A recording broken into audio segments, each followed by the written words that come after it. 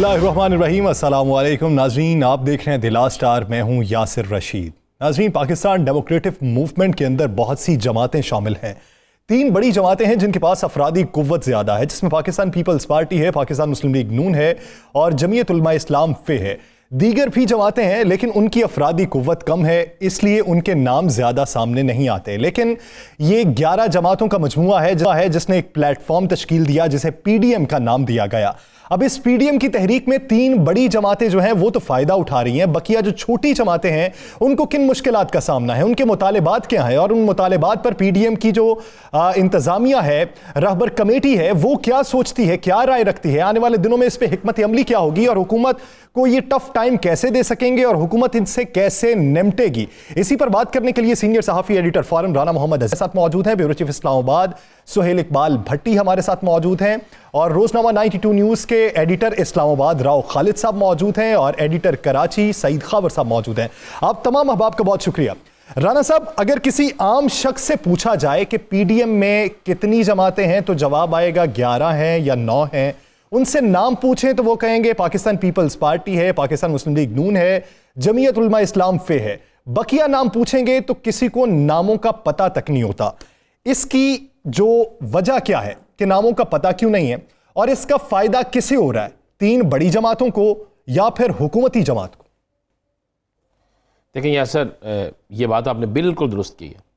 इसका फ़ायदा हुकूमत को भी हो रहा है और 3 बड़ी सियासी जमातों को भी हो रहा है, दोनों तरफ फ़ायदे हो रहे हैं। हुकूमत को फ़ायदा इसलिए हो रहा है कि हुकूमत समझ रही है कि ये जो 11 रुकनी एक टीम बनी है, इस 11 रुकनी टीम में सिर्फ 3 खिलाड़ी हैं, बाकी सारे वो प्लेयर हैं कि जिनकी ना बारियाँ नहीं है, जिनसे ना ओवर कराया जाना है, जिनसे ना ओपनिंग कराई जानी है, जिनसे ना ही कीपिंग कराई जानी है। फील्डिंग उनसे कराई जाएगी और फील्डिंग भी ऐसी होगी जो जहाँ पे जाएगा कैच छोड़ देगा। ये हिसाब होगा अगर हुकूमत को ये फ़ायदा। जहाँ तक अपोजिशन का बात है तो अब 2 जलसे हो गए, 2 के बाद अब तीसरे जलसे की तैयारी है। लेकिन इस तीसरे जलसे से पहले जब ये कराची का जलसा हुआ तो उस पर पता आपको कि बड़ा सख्त इख्तलाफात इनके आपस में पैदा हो गए। उस जलसे में 3 सियासी, इस तरह लगता था कि पूरा पंडाल, इस तरह लगता था पूरा जलसा पीपल्स पार्टी, मुस्लिम लीग नून और जमीयत उलमा इस्लाम का है। वहाँ पर पहले इनकी बात हुई जलसे से पहले कि तमाम सियासी जमातों के जो लीडरान हैं उनका कोई ना कोई मकामी जो स्पोक्स पर्सन होगा या मकामी जो रहनुमा होगा वो भी स्टेज के ऊपर नज़र आएगा माइक पे। अब हुआ गया कराची जलसे में, आपने देखा कि जो जमीयत उलमा इस्लाम के सोमरू साहब हैं वो कभी कभी स्टेज सेक्रेटरी बन जाते थे, कभी पीपल्स पार्टी के बन जाते थे। मुस्लिम लीग नून का तो नहीं बनता था, लेकिन नून लीग की क़यादत काफ़ी हद तक स्टेज पर मौजूद थी। इससे जो छोटी जमातें थीं उन्होंने वाज़े तौर पर उसी वक्त चीखना चलाना शुरू कर दिया कि ये क्या हो रहा है, हमें सिर्फ शो पीस बनाकर पेश किया जाता है, स्टेज पे बिठाया जाता है, उसके बाद बात पीपल्स पार्टी अपनी कर जाती है, नून लीग अपनी कर जाती है, मौलाना साहब अपनी कर जाते हैं। इसके अलावा पूरे जलसे में होता ही कोई नहीं और फ़ायदा भी ये तीनों उठा रहे हैं। अगर कोई मुज़ाकरात की टेबल पे जाएगा तो इन तीनों में से किसी ना किसी से रब्ता होता है, अगर किसी को ऑफ़र होती है तो इन तीनों में से किसी को होती है। तो हम कहाँ पे हैं, ये आपको मैं बिल्कुल मुसद्दक़ा बता रहा हूँ, जिसकी तस्दीक खुद एक बड़ी सियासी जमात के अहम रहनुमा ने मुझसे आज की। उसने कहा भाई हमें नहीं लगता कि अगले आने वाले दिनों में हमारे हालात कोई बेहतर है। मैं कहा हुआ क्या है? उसने कहा जी जो PDM में बाकी जमातें हैं वो अब वाज़े तौर पर उन्होंने ये शो डालना शुरू कर दिया है कि जनाब पहले तो ये कोयटा के जलसे के बाद बैठे ना और बैठ के हमसे फाइनल करें कि हमारा एजेंडा क्या है। हुकूमत को गिराना एजेंडा है, अगर हुकूमत को गिराना एजेंडा है तो उस एजेंडे पे आ जाएं और उससे हट के कोई बात नहीं करेगा। अगर अदारों के ख़िलाफ़ जाना एजेंडा है तो फिर उस पर आ जाए, अगर महंगाई एजेंडा है उस पर आ जाए, अगर इस्तीफ़े देने हैं तो अब से ही इस्तीफ़े दे के रख लें। उसने कहा जी कोई भी अहम फैसला जो है उसमें हमें उस वक्त शामिल किया जाता है जब फैसला हो चुका होता है। और मैं आपको ये खबर ब्रेक कर दूं कि आने वाले चंद दिनों में 25 तारीख के बाद PDM के इजलास बुलाने के लिए छोटी जमातें जो है वो कहना शुरू हो जाएंगी और उस इजलास में वो अदम एतमाद करेंगी। पहले अदम एतमाद सिर्फ पीपल्स पार्टी नून लीग पे था, अब अदम एतमाद मौलाना फजलुर रहमान के ऊपर भी होगा। और इसका थोड़ी सी इसकी झलक जो है ना आप कोयटा के जलसे में जरा देख लेंगे। चलें कोयटा के जलसा हो लेने देते हैं। खावर साहब, आप क्या राय रखते हैं कि 3 बड़े खिलाड़ी हैं, उनके साथ 8 छोटे खिलाड़ी हैं, तो क्या 8 छोटे खिलाड़ियों को भी खेलने का मौका मिलेगा, उन्हें भी कोई फायदा होगा, या फिर ये 3 बड़े खिलाड़ी 8 छोटे खिलाड़ियों को खुद ही मात दे देंगे?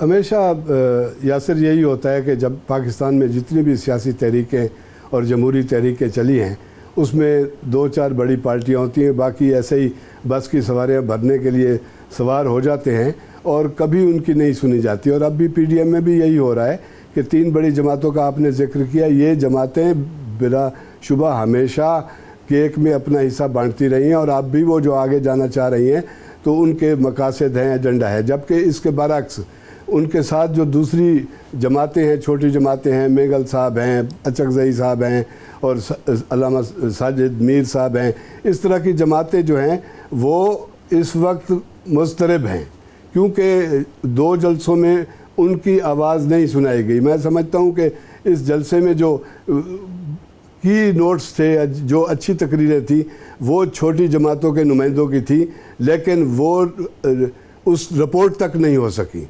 इसी वजह से इनके दरमियान ये मामला चल रहे हैं और हो सकता है कि कोयटा के जलसे में ये बात खोलकर सामने आ जाए और उनको आगे लाना पड़ेगा। वरना ये है कि ये तो है ही इख्तलाफात का मजमुआ, अपोजिशन की जमातें हैं, लेकिन इनके विद इन यूनाइटेड भी ये बटे हुए हैं और इनके अपने अपने एजेंडे हैं और रीजनल जमातें ज़्यादातर हैं जिनके मकामी किस्म के मसाइल हैं, मकामी किस्म के मुतालबात हैं, लेकिन वो अपनी आवाज़ आम आदमी तक, वो अपनी आवाज़ हुकूमत तक या पाकिस्तान के लोगों तक पहुंचाने में नाकाम रहे हैं। इस वजह से इनके इख्तलाफात आहिस्ता आहिस्ता बढ़ रहे हैं और आने वाले दिनों में ये दरारें पड़ेंगी और ये खलफिशार बढ़ जाएगा अगर इन पार्टियों को मुतमईन ना किया गया, अगर इन पार्टियों की आवाज़ आगे तक ना पहुंचाई गई। ये बैक बेंचर्स बनाया हुआ इन्होंने, इनकी मशवरे नहीं माने जाते, इनकी तजावीज़ नहीं सुनी जाती, इनसे बात नहीं सुनी जाती, जिसकी वजह से वो समझते हैं कि हम, यानी आप भी आने वाले दिनों में इत्तेहाद बरकरार ना रहने का खदशा जाहिर कर रहे हैं। राव साहब क्या समझते हैं कि अगर ऐलान होता है, बी टीम है। खबर साहब मैं वापस आता हूं आपकी जानिब। राव साहब, अगर ऐलान होता है तो वो ऐलान ये होता है कि 11 जमातों के प्लेटफॉर्म से जलसा हुआ है, लेकिन बज़ाहिर देखा जाए तो अफरादी कुव्वत 3 जमातों की। क्या समझते हैं कि जो बाकी 8 जमातें हैं उन्हें वो एक ऐलान का फायदा पहुंच रहा है या फिर उन्हें अफरादी कुव्वत कम होने का नुकसान हो रहा है? देखिए, जो एक टर्म हुकूमत इस्तेमाल कर रही है सियासी बेरोज़गार, वो आपको नज़र आ रही है बाकायदा तौर पे। जो अगर बाकी 8 जमातों की बात करें, 3 तो चलो कुछ ना कुछ उनका पॉलिटिकल वज़न भी है, सियासी वज़न रखती हैं और सिंध में हुकूमत भी है, पंजाब में नून के काफ़ी इलेक्शन MPs जीते हैं, मरकज़ में भी उनके रिप्रेजेंटेशन अच्छी है, सेनेट में भी है, इसी तरह से JUIF की भी कोई ना कोई रिप्रेजेंटेशन है।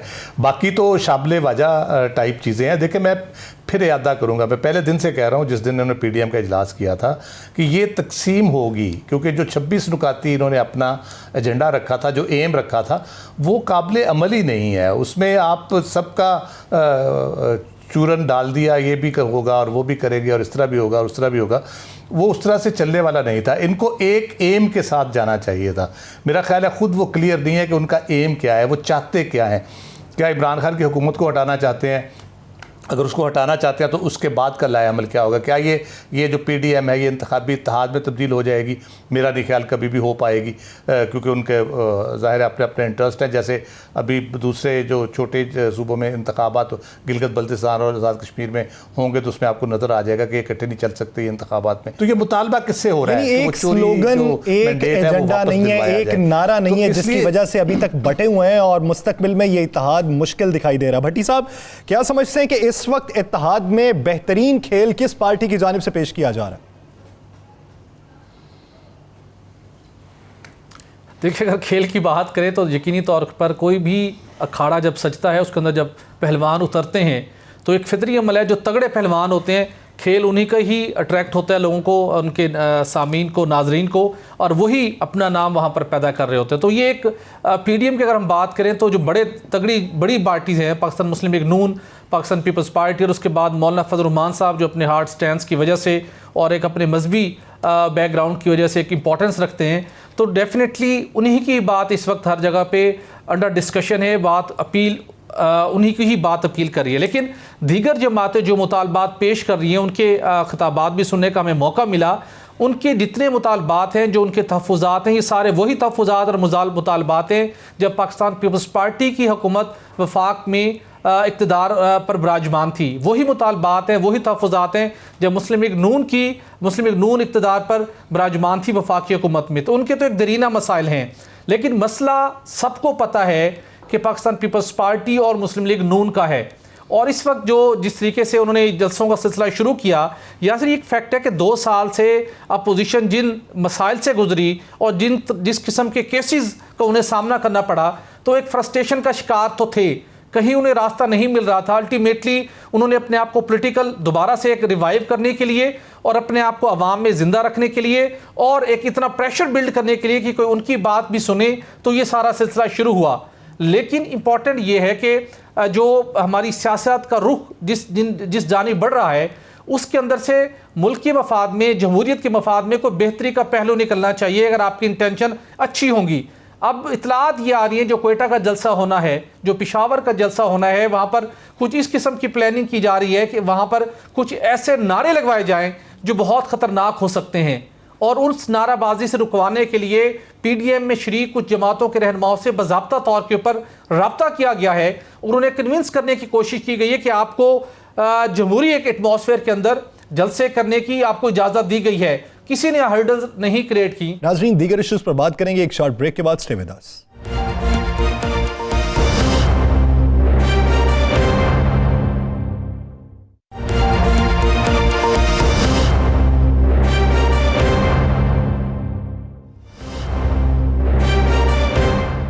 Welcome back. नाज़रीन, गिलगित बल्तिस्तान में नवंबर के वस्त में इलेक्शन होने जा रहे हैं। तमाम जमातें इस कोशिशों में हैं कि वहाँ पे इंतखाबी जो मुहिम है वो भरपूर तरीके से चलाई जाए। तो इसी सिलसिले में चेयरमैन पीपल्स पार्टी बिलावल भुट्टो जरदारी गिलगित बल्तिस्तान के दौरे पर हैं। आज गांछे में मौजूद थे और उन्होंने वहाँ पर खिताब भी किया। 22 रोज़ा दौरा है और आज उनका 4था रोज़ था। लेकिन अगर आप ये देखें कि गिलगित बल्तिस्तान के अंदर कौन सी जमातें ऐसी हैं जो एक दूसरे की हरीफ हैं, वो पाकिस्तान पीपल्स पार्टी है, पाकिस्तान मुस्लिम लीग नून है और पाकिस्तान तहरीक इंसाफ है। तो नारे क्या लगाए जाएंगे, किसको किसके बारे में बात बताई जाएगी? खबर साहब क्या समझते हैं कि पाकिस्तान पीपल्स पार्टी के चेयरमैन बिलावल भुट्टो जरदारी उधर मौजूद हैं और इल्जामात वो लगा रहे हैं PTI पे कि PTI को बरसर इक़्तिदार नहीं आने देंगे। इन्होंने जिस तरह दूसरे सूबों का हाल किया वो गिलगित बल्तिस्तान का नहीं करने देंगे। तो पाकिस्तान मुस्लिम लीग नून भी तो आपकी हरीफ है वहाँ पे, उससे कैसे निपटेंगे? देखिए जी, गिलगित बल्तिस्तान में पाकिस्तान पीपल्स पार्टी के लिए हिमायत मौजूद है, लेकिन आमतौर पर यही होता है कि कश्मीर, फाटा और इस तरह के जो इलाके हैं वहाँ पर उसके साथ जाते हैं वो लोग जहाँ जिसकी हुकूमत हो।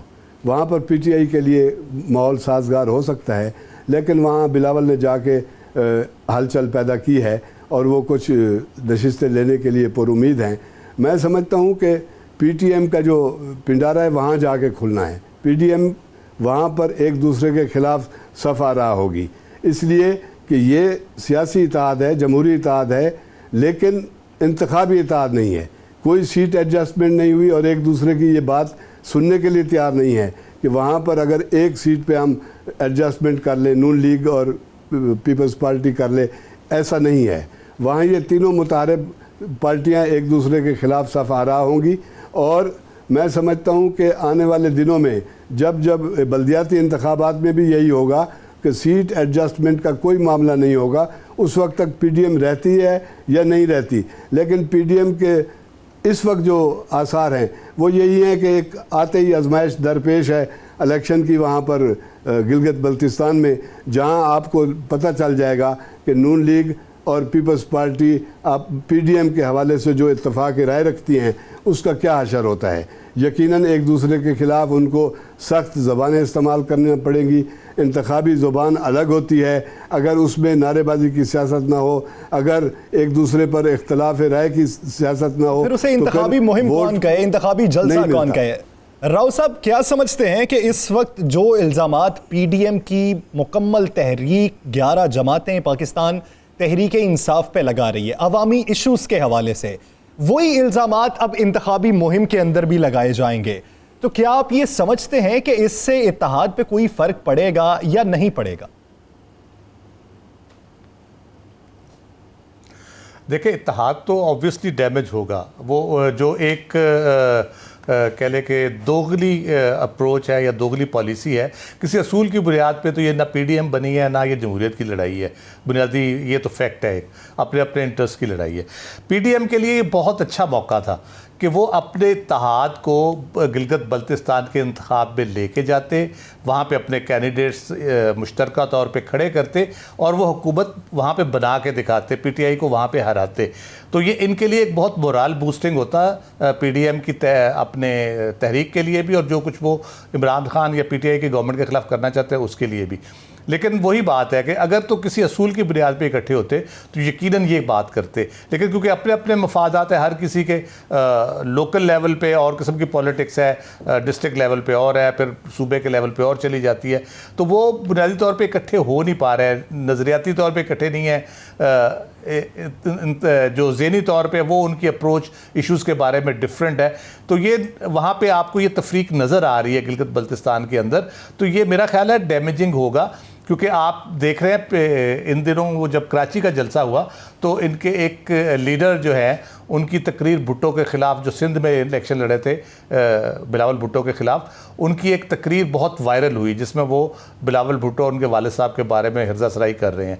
तो वो बयानात जो वहाँ पे ये देंगे एक दूसरे के ख़िलाफ़ पीडीएम की तहरीक के हवाले से सोशल मीडिया के दौर में, और जिस तरह वायरल होती हैं चीज़ें, तो वो उसमें बहुत नुकसानदेह भी हो सकती हैं।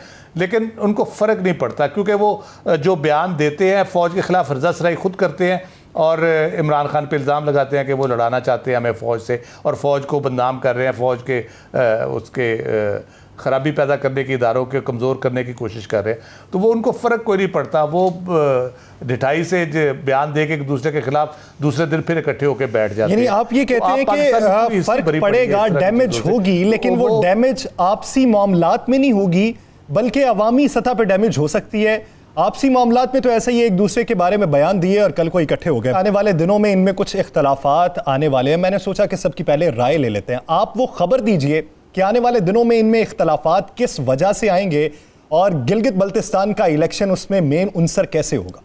देखिए, इस वक्त 5 हल्के ऐसे हैं गिलगित बल्तिस्तान के जहाँ पर मुस्लिम लीग नून ने पीपल्स पार्टी ने मुस्लिम लीग नून के लोगों पर पर्चे करवाए। ये मुकदमा दर्ज हो चुके हैं। अच्छा। और उसके बाद वहाँ पर एक जगह तो ऐसा एक मुकदमा जो है, ऐसी FIR भी दर्ज है जिसमें कहा गया है कि मरियम और नवाज शरीफ की तस्वीरें फाड़ी गईं और उन पर रंग फेंका गया। ये पर्चा जो है वो पीपल्स पार्टी के लोगों पे हुआ है। उसके बाद जब बिलावल गए हैं वहाँ पर तो एक जगह पे तसादम हुआ है, और तसादम मुस्लिम लीग नून और पीपल्स पार्टी के कारकुनों में हुआ है। अब मुझे एक बात बताएं, गिलगित बल्तिस्तान जो है ये कोई रशिया की रियासत तो नहीं है? क्या वहाँ पे होने वाले इलेक्शन, वहाँ पे होने वाला झगड़ा, वहाँ से उठने वाली आवाज़ क्या लाहौर शहर या ननकाना जो है या लारकाना जो है या इस्लामाबाद जो है या KPK जो है या कोयटा तक नहीं जाएगी? ये किस तरह मुमकिन हो सकता है? देखें, बिलावल कंपेन चलाने की है वहाँ पे पीपल्स पार्टी की। अब बिलावल के बाद, इन झगड़ों के बाद वहाँ मरियम को बुलाया जा रहा है। मरियम जाती है तो मरियम जब पीपल्स नून लीग के हल्के के किसी उम्मीदवार के जाके वहाँ पे करेंगी तकरीर, तो वो किसके खिलाफ करेंगी? चले तहरीक इंसाफ के उम्मीदवार के साथ वो कहेंगी ना जी मेरे उम्मीदवार को जिताएं, तहरीक इंसाफ को बुरा कह लेंगे, लेकिन उनका उम्मीदवार कहता है जी मेरा कंपटीशन जो है वो सिर्फ पीपल्स पार्टी के साथ है, जनाब हमने एक दूसरे के साथ फड्डा किया हुआ है। तो क्या करेंगी? देखें, ये और उसके बाद कश्मीर में भी यही सूरत हाल है। अब वहाँ से जो इख्तलाफात शुरू हुए हैं ना, ये इख्तलाफात ख़त्म होने वाले नहीं हैं। आप एक छोटी सी मिसाल ले लें, मैं उसके बाद आपको 1 मिनट में इस चीज़ को वाइंड अप कर दूंगा। यासर, गुजरांवाला का जलसा, मरियम नवाज की तकरीर के बाद मुस्लिम लीग नून के कारकुन वापस जाना शुरू हो गए। बिलावल की तकरीर के बाद पीपल्स पार्टी के कारकुन वापस जाना शुरू हो गए। यानी पीपल्स पार्टी की क़यादत जो है, नून लीग की क़यादत, ये तो आपस में बैठने के लिए तैयार हो सकते हैं, इनके कारकुन नहीं हो सकते। मुस्लिम लीग नून के कारकुनों को कोई इंटरेस्ट नहीं है कि बिलावल की तकरीर कैसी है। पीपल्स पार्टी के कारकुनों को कोई इंटरेस्ट नहीं है कि मियाँ नवाज शरीफ वहाँ से क्या फरमाते हैं, मरियम क्या कहती हैं। मौलाना फजलुर रहमान के कारकुनों को कोई इंटरेस्ट नहीं है कि ये दोनों क्या करते हैं। देखिए, मौलाना फजलुर रहमान का सबसे जो करीब आदमी है सिंध में, वो बिलावल के खिलाफ इलेक्शन लड़ता है। वो किस तरह अगले इलेक्शन में बिलावल के खिलाफ इलेक्शन नहीं लड़ेगा? किस तरह? और सोमर जो है किस तरह नहीं लड़ेगा? आपको नहीं पता ये सर। अब होगा क्या? उस इलेक्शन का जिस दिन रिजल्ट आएगा, आप मेरे तीनों बड़े सीनियर, मुझसे सीनियर हैं तीनों जो बैठे हुए हैं, ये देख लीजिएगा, जिस दिन वहाँ से रिजल्ट आएगा गिलगित बल्तिस्तान से, तो नून लीग भी रिजल्ट को मानने के लिए तैयार नहीं होगी जहाँ से पीपल्स पार्टी के लोग जीते होंगे इनके मुकाबले, और जहाँ नून लीग जीतेगी पीपल्स पार्टी मानने के लिए तैयार नहीं होगी। तहरीक इंसाफ को तो अभी साइड पे कर देना। तो यहीं से इख्तलाफात निकलेंगे और ये इख्तलाफ इतने सख्त होंगे कि आपको नज़र आएगा कि ये वो कश्ती में पहला सुराख होगा अवामी तौर पर जो कश्ती अपोजिशन की है, और जब एक सुराख होता है ना तो दूसरा सुराख अपनी जगह खुद ही बना लेता है। यानी आप ये समझते हैं और अवाम को समझना चाहिए कि एक दूसरे के साथ जो मिल बैठे हैं और मौजूदा हुकूमत को तनकीद का निशाना बना रहे हैं, इस इंतखाबी मुहिम के दौरान वो एक दूसरे के बारे में राय क्या रखते हैं। अगर उनकी राय उसमें भी वही है जो पीडीएम के प्लेटफॉर्म पे है तो फिर वो दिल से सच्चे हुए। अगर राय मुख्तलिफ है तो फिर अपना अपना चूरन बेचा जा रहा है, वक्त के साथ बेचा जा रहा है। नाज़रीन, दीगर इश्यूज पर बात करेंगे एक शॉर्ट ब्रेक के बाद। Stay with us.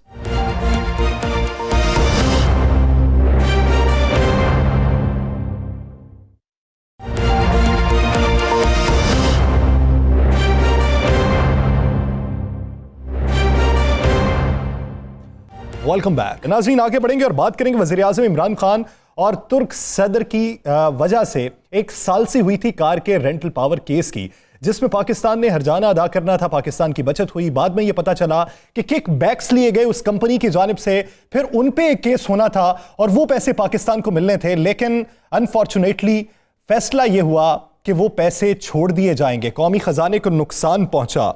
यानी ये फैसला जो हुआ ये खुफिया तरीके से हुआ, मंजर आम पर नहीं आ सका। सुहेल इकबाल भट्टी साहब, आपने पहले भी इसे रिपोर्ट किया था, आप इस पे कॉलम भी लिख चुके हैं, तो बताइए ये अवाम को कि पाकिस्तानियों के साथ हुआ क्या, खुशखबरी क्या दी गई और असल में नुकसान क्या हुआ। जैसे ये बड़ी बदकिस्मती है। अभी जिसका हम जिक्र कर रहे थे पाकिस्तान पीपल्स पार्टी का, माजी के अंदर उनके बहुत से कारनामे हैं जिनकी वजह से वो एहतसाब अदालतों के चक्कर लगाने पर मजबूर हैं। और उसी दौर के अंदर उन्होंने जब बिजली का बहरान एक बेकाबू हो चुका था तो 2009 के अंदर वादा था कि दिसंबर 2009 तक मुल्क से अंधेरे छट जाएंगे, और उसका हल ये था कि हम रेंटल पावर प्लांट्स लेके आ रहे हैं, क्विक सोल्यूशन है, बिजली मिलेगी और उसके बाद हम अपने पावर प्लांट्स लगाएंगे। लेकिन उस वक्त इतनी भरमार की गई उन मुआहदों के अंदर मुबैना तौर के ऊपर करप्शन की कि ultimately supreme court of Pakistan ने वो मुआहदे ही कलअदम करार दे दिए और नैब को हिदायत दी गई थी कि आप इस मामले की इंक्वायरी कीजिए। नैब की टीम ने तहकीकात की, बहुत से केसेस के अंदर रेफरेंसेस फाइल हो चुके हैं। साबिक वजीर पानी बिजली राजा परवेज़ समेत ब्यूरोक्रेट्स और मुख्तलिफ शख्सियात, सरकारी अफसरान वो रेफरेंसेस का सामना कर रहे हैं। लेकिन एक रेफरेंस जिसका सुप्रीम कोर्ट ऑफ पाकिस्तान ने गुज़श्ता रोज़ जिस केस में हिदायत की कि डे टू डे बेसिस के ऊपर इसकी हेयरिंग करे एहतसाब अदालत, उसका नाम है लाखड़ा पावर जनरेशन कंपनी का रेफरेंस। ये वो पाकिस्तान हुकूमत की सरकारी कंपनी थी जिसने कारके रेंटल पावर कंपनी के साथ 231 मेगावाट बिजली का कॉन्ट्रैक्ट साइन किया था। इस कंपनी के पास पैसे नहीं थे पेश की अदायगी थे कि 14% अदायगी के लिए नेशनल बैंक ऑफ पाकिस्तान से वफाकी हुकूमत की सॉवरन गारंटी के ऊपर यह कर्ज लिया गया, कारके को पे किया गया। उस वक्त फिर किक बैक्स इन्वॉल्व हुए, उन्होंने रिश्वतें दी। जब मुआहिदा ख़त्म हुआ तो कारके कंपनी चली गई आलमी सालसी अदालत में, पाकिस्तान के खिलाफ फैसला आया। लेकिन 2016 में उस वक्त वज़ीर-ए-आज़म थे नवाज शरीफ साहब, उन्होंने एक कंबाइन कमेटी तश्कील दी जिसके अंदर ISI के लोग मौजूद थे, नैब के लोग मौजूद थे। अनाउंस किया गया इसको, उन्होंने असर नौ इस मामले की तहकीकात की और उन्होंने वो पूरी मनी ट्रेल पकड़ी दुबई जाकर, जहाँ से पाकिस्तानी अफसरान को इस कंपनी ने रिश्वत के तौर के ऊपर रकम दी थी। जब वो पैसे सारा सबूत इकट्ठे हो गए तो उसके बाद पाकिस्तान आलमी सालसी अदालत में जाने लगा तो वहाँ पर कारके कंपनी करप्शन की वजह से ब्लैक लिस्ट हो सकती थी, केस हार सकती थी, हर जाने का केस ख़त्म हो सकता था। उन्होंने एफर्ट की, तुर्किश गवर्नमेंट के लोगों को उन्होंने इसके अंदर एक्टिव किया, लॉबिंग की। और हमें फिर एक बताया गया प्राइम मिनिस्टर इमरान खान साहब की तरफ से कि तुर्क सदर की कमाल मेहरबानी से ये जो हरजाने का केस था उन्होंने वापस ले लिया है। लेकिन हकीकत ये थी कि उस अफसर ने जिसने कलीदी किरदार अदा किया था ईवान सदर में, जब कौमी निशानात इम्तियाज़ देने की तकरीब हुई तो उन्हें इस केस के अंदर जो उन्होंने बेहतरीन कारकर्दगी का मुजाहरा किया था उन्हें कौमी निशान से नवाजा गया। लेकिन इसी मौके के ऊपर अब सरकारी दस्तावेज मिली है, पता चला कि जो हमारा क्लेम था, जो हमने कारके को रकम दी हुई थी वसूल करनी थी, वो $128 मिलियन थी, हमने वो माफ़ कर दिए। चलें ये बात एक तरफ। अब वो जो लाखड़ा कंपनी ने नेशनल बैंक ऑफ पाकिस्तान से कर्ज लिया था, उसके ऊपर सूद भी था, उस सूद की शरह के मुताबिक वो रकम वाजिबुल अदा हो चुकी है 7 अरब 60 करोड़ रुपए। लाखड़ा पावर कंपनी की जो बैंक उसकी जो बैलेंस शीट है वो माइनस में है। वफाकी हुकूमत के पास पैसे नहीं है। नेशनल बैंक ऑफ पाकिस्तान ने लाहौर हाई कोर्ट से जाके हुक्म हासिल कर लिए कि हमें पैसे दिए जाए, क्योंकि वफाकी हुकूमत की सॉवरन गारंटी थी। अब पेट्रोलियम पावर डिवीज़न ने ICC से कहा है कि आप ये कौमी खजाने से रकम अदा कर दीजिए, यानी कि पहले भी आवाम को चूना लगा, अब फिर से अवामी खजाने को नुकसान पहुंचाया जा रहा है। और दूसरी जानिब दावे ये किए गए थे कि हमने बहुत सा पैसा बचा लिया, पाकिस्तान को बचा लिया, नहीं तो हमको ये रकम अदा करना पड़ती। लेकिन ये सोचिए कि जो कंपनी ब्लैकलिस्ट हो रही थी, जिसने रिश्वत दी थी, आपने उसको भी कर्जे माफ कर दिए। नाज़रीन, दीगर इश्यूज पर बात करेंगे एक शॉर्ट ब्रेक के बाद। Stay with us.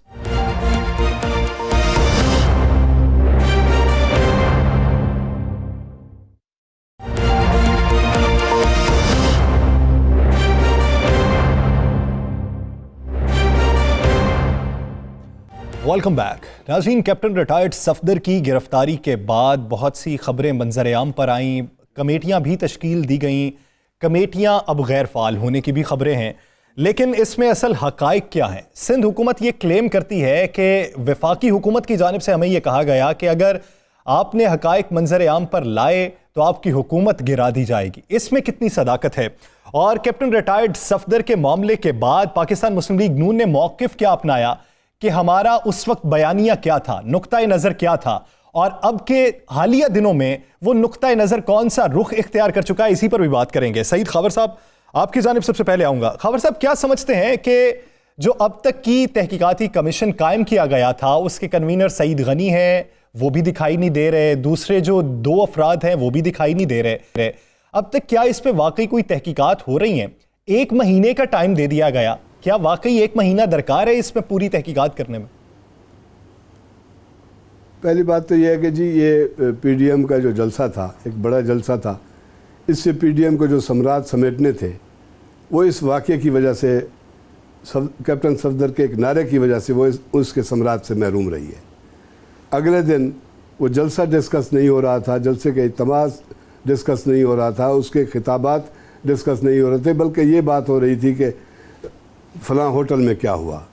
बात यह है कि इस मामले पर बड़ी एक तो नाजुक मामला है, इस पर सोच समझ कर बात करनी चाहिए, क्योंकि इसमें इदारों को इन्वॉल्व किया जा रहा है, चाहे ना चाहे।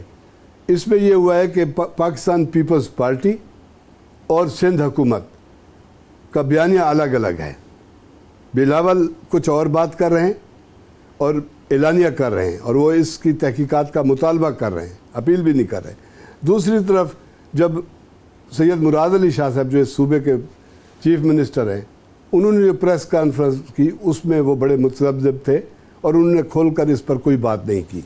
और ये जो अब एक नोटिफिकेशन निकाला गया है इसकी तहकीकात वज़रा की कमेटी का, ये इसलिए इस पर कानूनी माहिरीन जो हैं वो सवालिया निशान खड़े कर रहे हैं। ये यकतरफा कार्रवाई होगी, 5 जियाले बैठकर, 5 मुस्तनद वज़रा बैठकर जब कोई इंक्वायरी करेंगे तो उस पर सवाल तो उठेंगे। बात यह है कि इस मामले में पाकिस्तान पीपल्स पार्टी जो है वो PDM का मौक़िफ़ इख्तियार कर रही है, जबकि उसके बरक्स सिंध हुकूमत जो है वो अपनी इक़्तिदार को बरकरार रखने के लिए मामलात को देख रही है। अब ये जो कमेटी बनी है, इस वक्त पीपल्स पार्टी लाड़काना में मसरूफ़ है, इस वक्त पीपल्स पार्टी गिलगित बल्तिस्तान के इलेक्शन में मसरूफ़ है। इसमें मेरी इत्तला के मुताबिक आज इस कमेटी का काम ही शुरू नहीं हो सका, इसलिए कि ये आने वाले कुछ दिनों तक इसके मेंबरान इकट्ठे ही नहीं हो सकेंगे। सईद गनी शहर में मौजूद नहीं है, मुर्तज़ा वहाब शहर में मौजूद नहीं है, और मेरे ख्याल में सैयद सरदार अली शाह साहब भी शहर में मौजूद नहीं है। ये कमेटी कब बैठेगी और इसके लिए इतना वक्त क्यों दरकार था?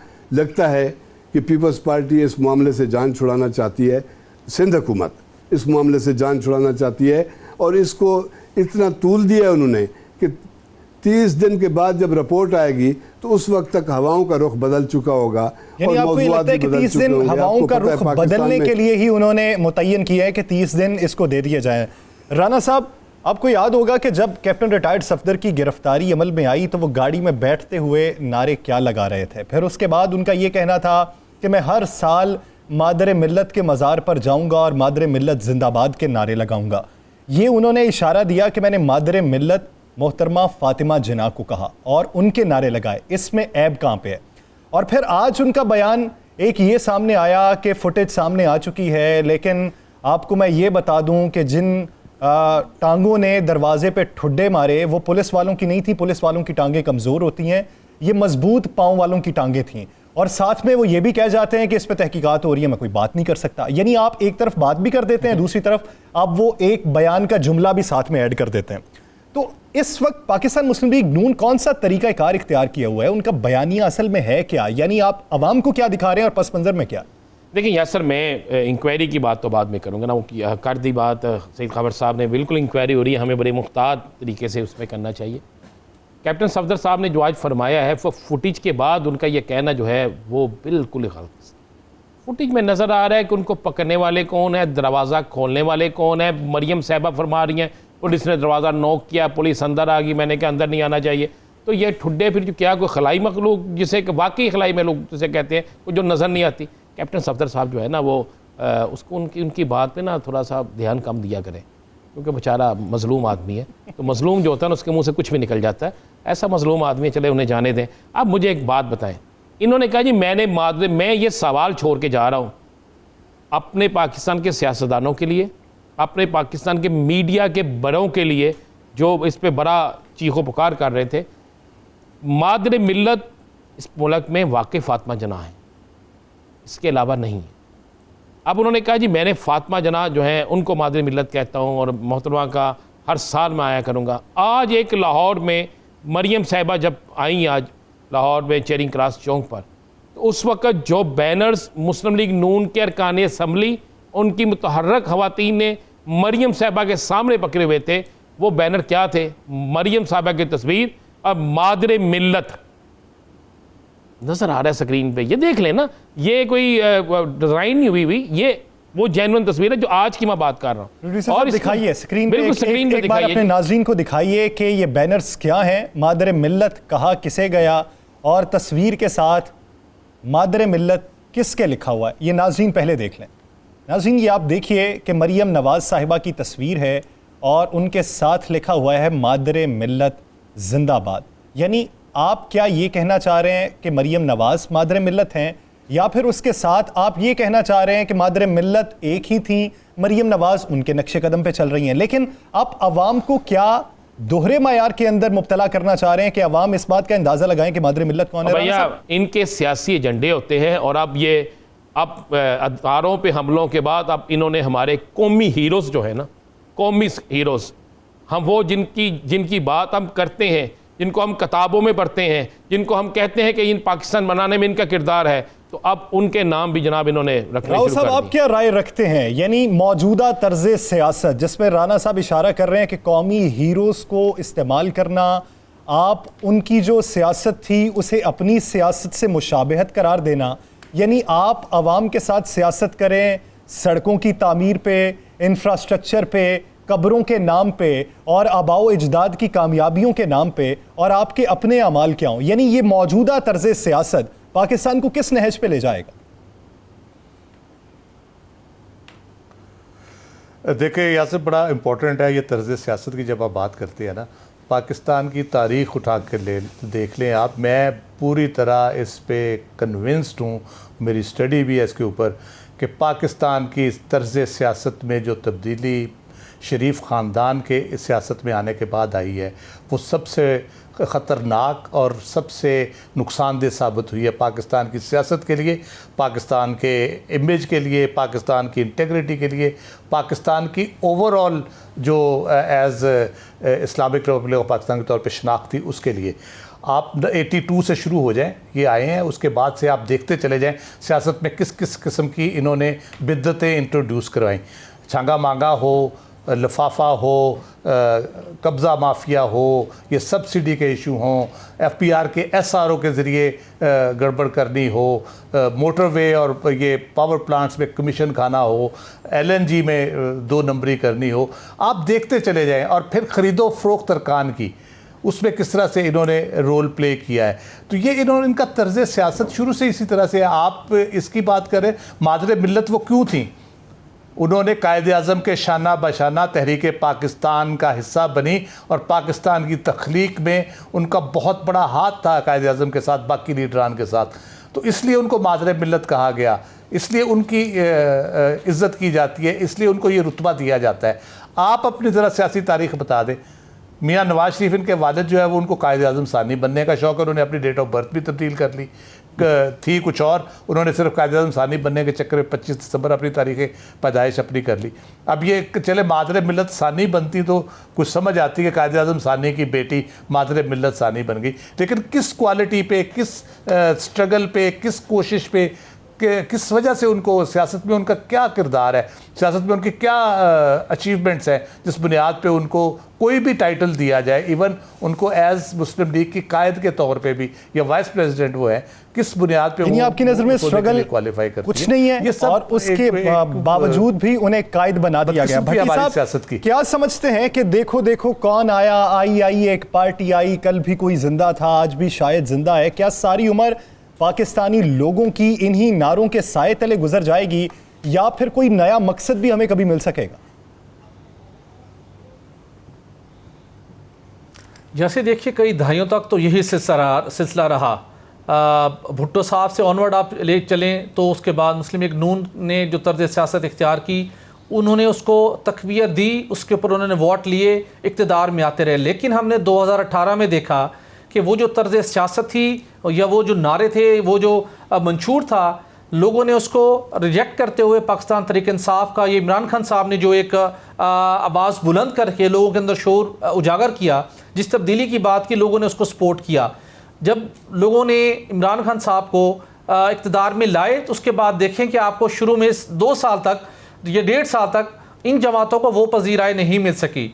लेकिन बदकिस्मती के साथ वो जो इमरान खान साहब तब्दीली लाना चाहते थे और जो उसके समरात अवाम तक पहुँचते और उस नए मंशूर को, उस नए ट्रेंड को वो अडॉप्ट करते, वो हुकूमती कुछ वज़रा की, हुकूमत की कुछ नाअहलियों ने, कुछ वज़रा की नाअहलियों ने और जो उनके सिस्टम को बेहतर चलाने के हवाले से इक़दाम थे, उसमें नाकामियों की वजह से वो जो असरात थे वो मुसलसल ज़ायल हो रहे हैं। और अल्टीमेटली दोबारा वही जो 80s की 90s की जो पॉलिटिक्स थी, जो सियासत थे, जो स्लोगन से दोबारा वो परवान चढ़ना शुरू हो गए। आवाम को ये सोचना होगा कि चंद सिक्कों के इवज़, अंडरपासेस के इवज़, कब्रों की सियासत के इवज़ या फिर स्ट्रक्चर में कुछ बेहतरी के इवज़ या लोड शेडिंग के खात्मे के इवज़ ही वोट देने हैं, या मुल्क में बेहतरी और फलाह बहबूद के लिए किसी का चुनाव करना है और अवाम की फलाह बहबूद के लिए उससे काम लेना है। नाज़रीन, सब मेहमान गिरामी को इजाज़त दीजिए। अल्लाह ने के बाद।